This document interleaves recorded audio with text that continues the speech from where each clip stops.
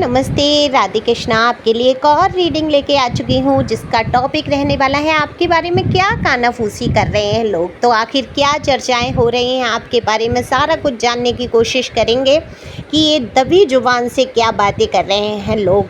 तो यहाँ पर जनरल रीडिंग रहने वाली है, ज़रूरी नहीं है आपसे रिजोनेट हो, जितना हो जाती है आपके लिए आपकी एनर्जी को पिक करके ही रीडिंग की जाती है। जो लोग नए आए हैं उनको बताना चाहूँगी, जब आप सब्सक्राइब करते हैं आपकी एनर्जी आती है मुझ तक, कमेंट्स करते हैं, लाइक करते हैं, तो बहुत सारी एनर्जी आपकी मैं पिक कर पाती हूँ और ये रीडिंग कर पाती हूँ जिससे आपसे रिजोनेट हो पाती है। तो जल्दी जल्दी से लाइक करो, सब्सक्राइब करो और अपनी एनर्जी को कमेंट्स बॉक्स में शेयर करो।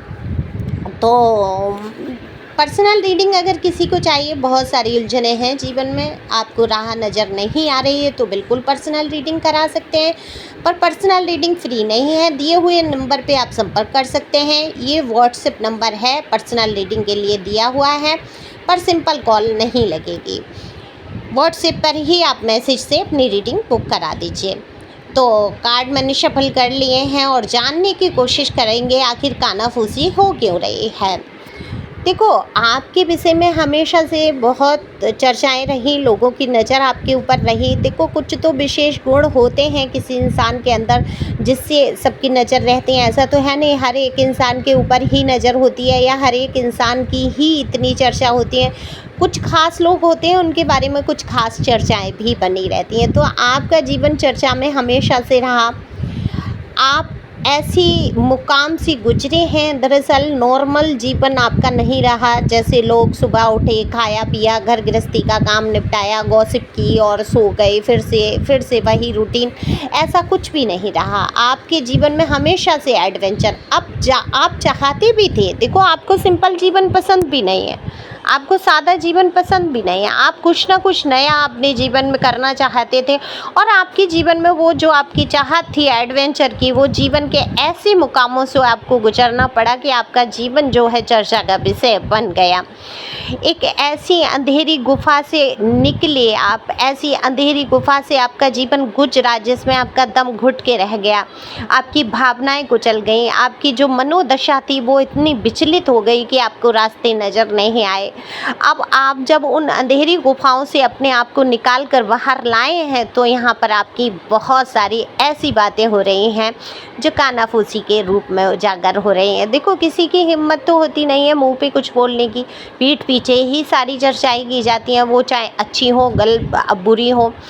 अच्छा, बुरी चर्चाएं तो लोग आके आपको बता भी देते हैं, लेकिन अगर आपके लिए कुछ अच्छी चर्चाएं भी हो रही हैं और लोग आपके मुंह पे वो अच्छी चर्चा नहीं कर रहे हैं, क्यों? क्योंकि कहीं आपके दिमाग ना चढ़ जाएं, कहीं आप अपने आप को बादशाह ना समझ लें, कहीं आप ईगो में ना आ जाएं, कहीं इनसे ऊंचा आप ना समझने लगें अपने आप को, तो वो अच्छी बातें नहीं बताई जाती हैं आपको।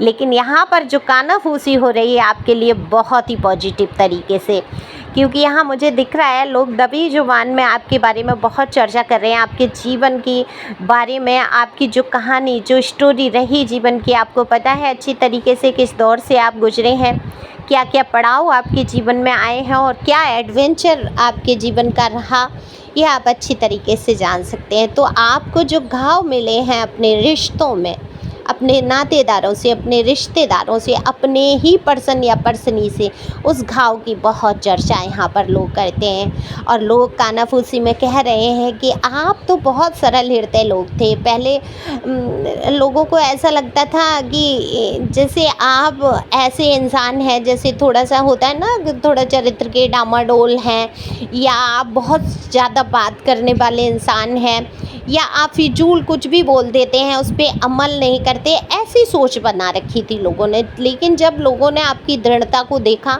आपके विश्वास को देखा, आपके जीवन की कठिनाइयों को देखा, तो उनको अपनी सोच बदलने पे मजबूर होना पड़ा। तो ये जब सोच बदल गई है लोगों की, तब आपके लिए इतनी कानाफूसी हो रही है। आज तक तो आपके चरित्र के लिए कानाफूसी करते रहते थे, आज आपके उसी सशक्त चरित्र की चर्चा हो रही है, किस तरीके से आपने अपने चरित्र को बचा के रखा है। इतनी बदनामी, इतना जीवन का उतार चढ़ाव देखने के बाद भी आज अपने लिए, आप स्वयं के लिए बहुत अच्छे हो चुके हैं। बिल्कुल, लोग कहते हैं कि आपने अपना चरित्र बचा के, आपके ऊपर देखो कोई रोक टोक नहीं है, कोई आपको रोकने वाला नहीं है, किसी गलत रास्ते पे आप जाओ नहीं जाओ कोई कहने वाला नहीं है, लेकिन आपकी अंतरात्मा जो है आपको गाइड करती है।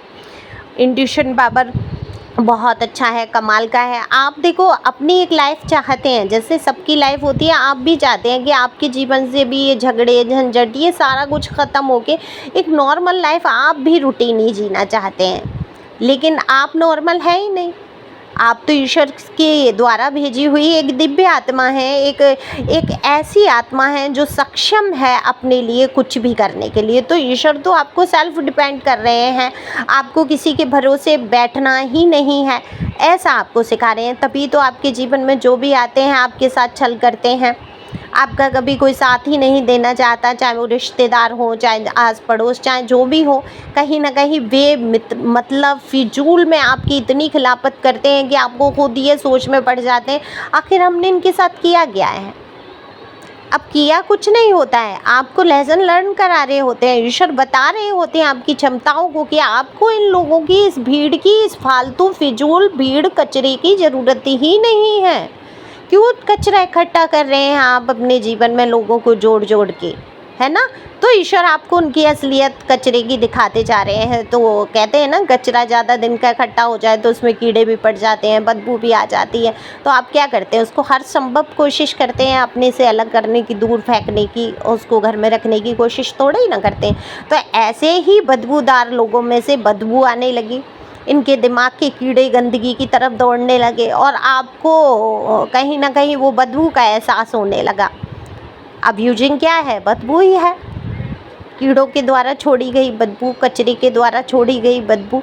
तो उस कचरे को ईश्वर आपकी ज़िंदगी से साफ़ कर रहे हैं। लेकिन जो कुछ अच्छे लोग हैं, जो आपका कुछ भला चाहते हैं, वो बिल्कुल आपके साथ हमेशा खड़े रहेंगे। जो आपके हितैषी हैं, जो ईश्वर ने उनको नियुक्त किया है आपकी मदद करने के लिए, वो निश्चित करेंगे। ठीक है?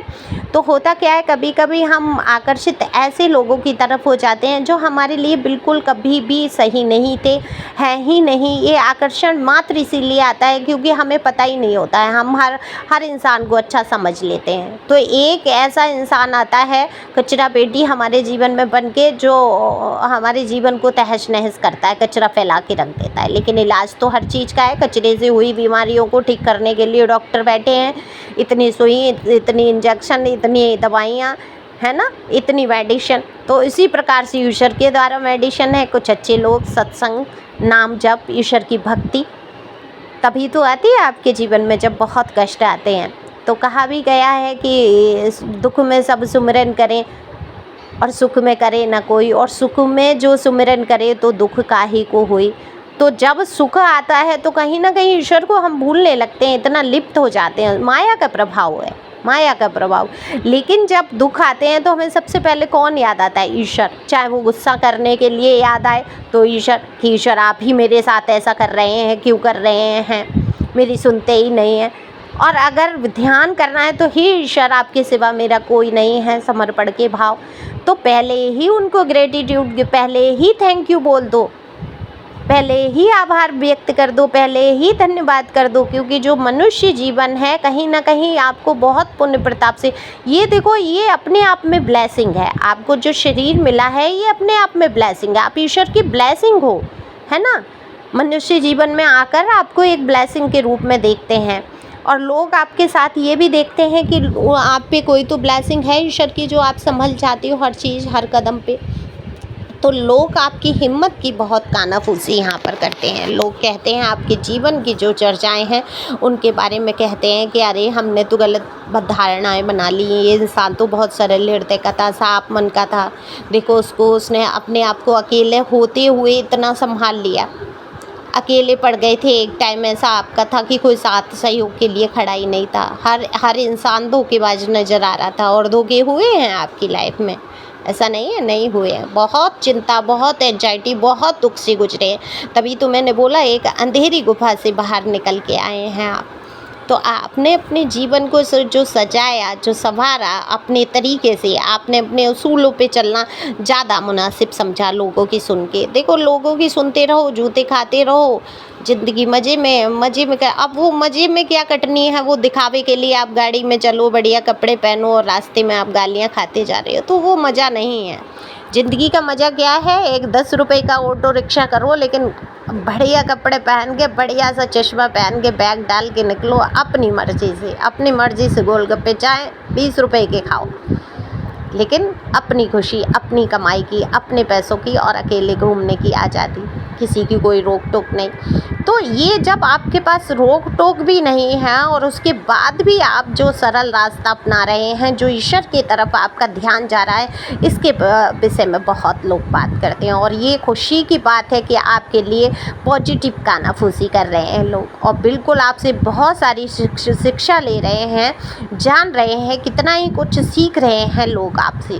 तो आप कहीं ना कहीं उदाहरण बनते जा रहे हैं लोगों के लिए, और ये सबसे बड़ी बात होती है कि आप जीवन में किसी का उदाहरण बन जाते हैं। तो इसी प्रकार से आगे बढ़ेंगे, खुश रहेंगे, मस्त रहेंगे। थैंक यू डिवाइन तो लिख ही सकते हैं कमेंट्स में, और थैंक यू सो मच। शुक्रिया करने के लिए शब्द कम पड़ जाते हैं आप लोगों का। आप लोग इतना प्यार मुझे देते हैं कमेंट्स में, और आपकी सच्चाई जो है आपके कमेंट्स से मुझे झलकती हुई नज़र आती है। God bless you, thank you so much. आप मेरे चैनल पे यहाँ तक रहे, थैंक यू।